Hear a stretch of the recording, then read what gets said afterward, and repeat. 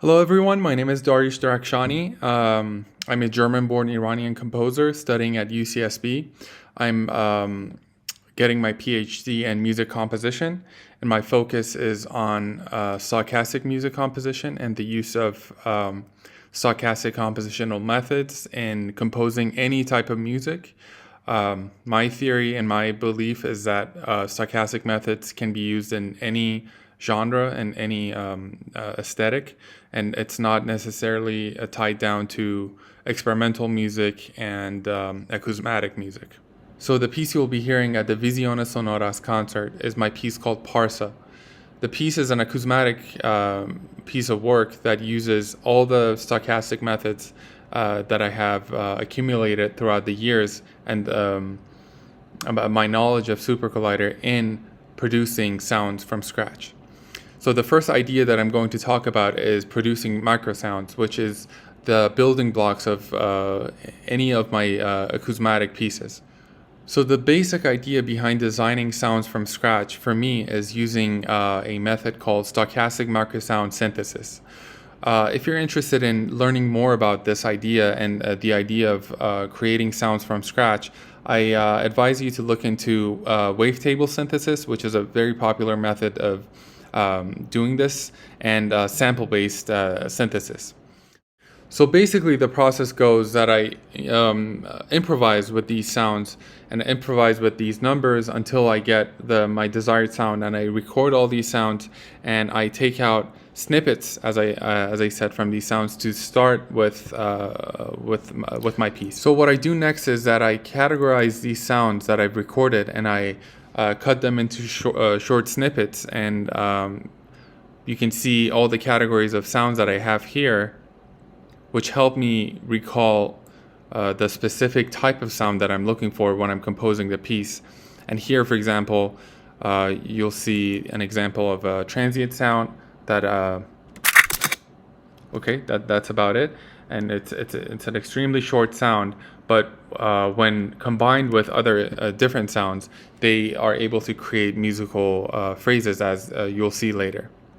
So the next step in my compositional process for me is now creating a musical phrase or a gesture with my micro sounds. And the way I do that is that I have a specific gesture in mind, and here you'll see the title Active Movements. And if you go to my compositional folder, yes, you'll see all these different gestures that I have titled. So I start with the idea of my gesture, and I compose and I select the sounds accordingly. So what happens without going through the code is that my buffer randomly picks one of these folders that I have, and you'll see the name of the folder is the same as you'll see in my buffers folder, so nothing mysterious about that.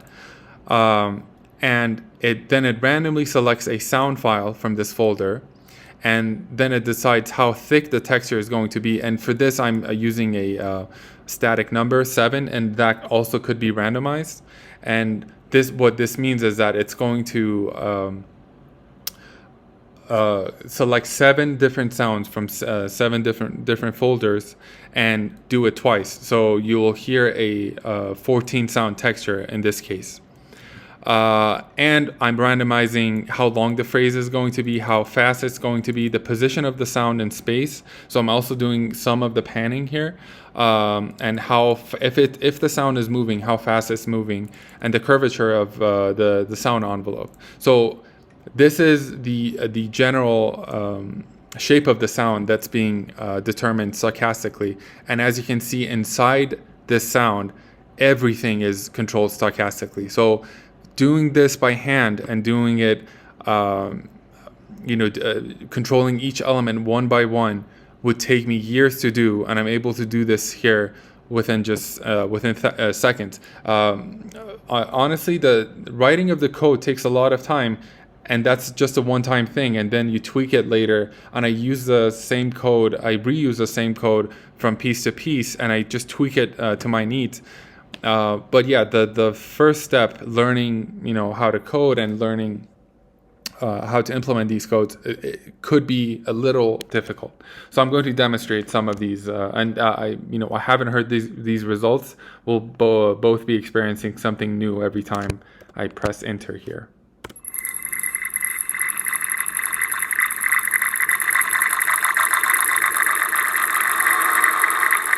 So hopefully you're able to hear the panning and the spatialization of sound in this example. And you might have noticed this little number here, and this is just my seed, which is generated here. And if you don't know what seed is in layman's term, it's a number for me to be able to go back in time, in my computer time, and recall all the random numbers that were generated at that time. So if I want this exact sound, because if you listen, we get completely different results every time I press enter.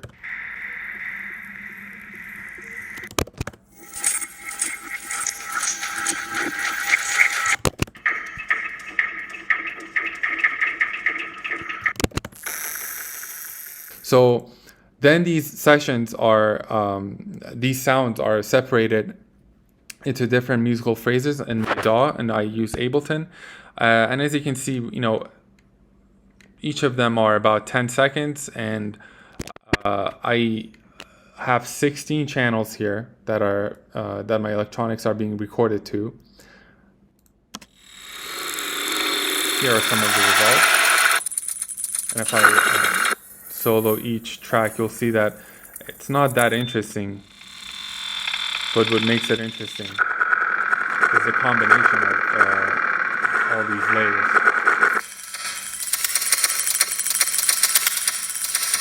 So then I have my musical phrase here, and from here I go to my piece. So this is the dough that I'm molding to create a pizza in this case, which is Pārsa. So next you're going to see my workstation and my compositional space, basically. All right, so what we have here is the whole piece. This is the entire piece called Pārsa that hopefully you will be hearing at the concert. And as you can see, I approach the form in a very classical way. I have different sections, I have transitions in between sections, and so on. So, I was trained at a conservatory, so I still have this classical mentality when it comes to form and generating musical phrases. So if we zoom into the opening section, for example, you'll see that within the texture that we heard before, or the gestures that are comprised of 16, sometimes up to 20 layers, we have again different layers. So each of these sounds might have anywhere between 10 or 20 layers within them. So then I import the sounds, I shape the sound, and I do all the panning and all the mixing here from this point on. And I try to tell a story with the sounds that I have. So just to show you guys an example, this is the opening of the piece that you'll be hearing.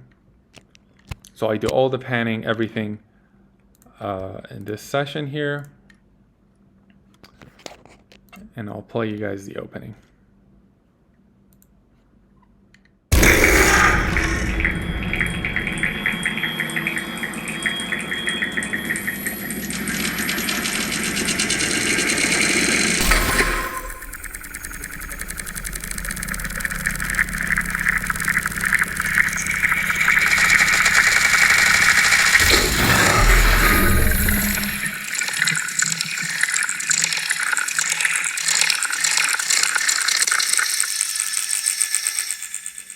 All right, so hopefully you're able to hear all the elements that I talked about. I'm sure it's impossible to hear every detail that I talked about within this short lecture, but hopefully you see how a piece of music in my world comes alive, and how powerful these stochastic methods are, and I'm hoping that this inspires some of you to experiment with stochastic procedures yourself, and especially with SuperCollider, which can be intimidating at first glance. You look at it and it's just lines of code, unlike Max where you can visualize what you're doing. Here you only see text, which can be intimidating, but I guarantee you, once you get into it, it's not only easy, it's incredibly powerful. And if you guys have any questions, I'm available to answer them. My email is my last name at ucsb.edu.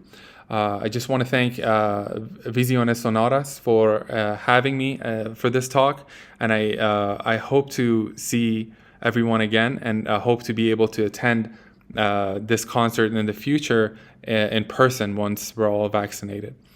Thank you so much. Again, my name is Dariush Derakhshani, and it's been a pleasure talking to you guys and demonstrating what I do at home by myself. Thank you.